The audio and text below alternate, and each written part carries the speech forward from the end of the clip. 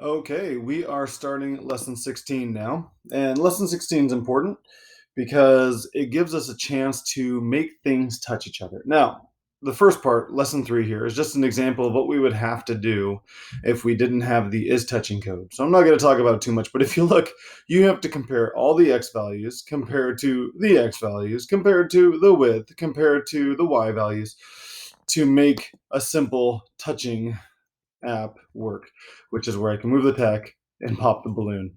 That's all the code we would have to do, and we don't want to do that. So instead, when you go to lesson 4, we have a pretty simple block. It's called is touching.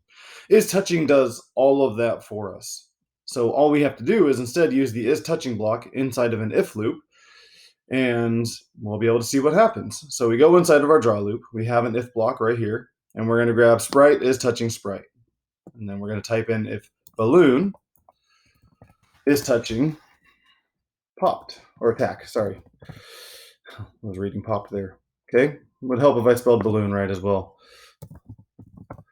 Okay. Ooh.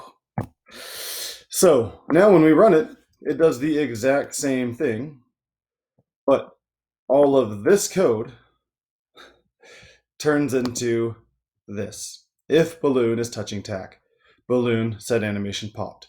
That's all it does. Everything else is combined into that one piece of code.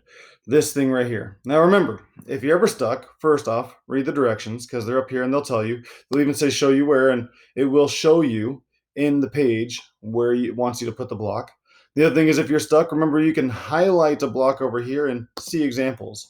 And it will give you code and help you understand everything you may need to help you with this code that you're doing. So on this one, it has a game that they're going to have where it's got these things where it touches. Every time it touches, it turns gold. So the idea is it'll show you different code, show you how it's worked, explained it, and that's what it's there for.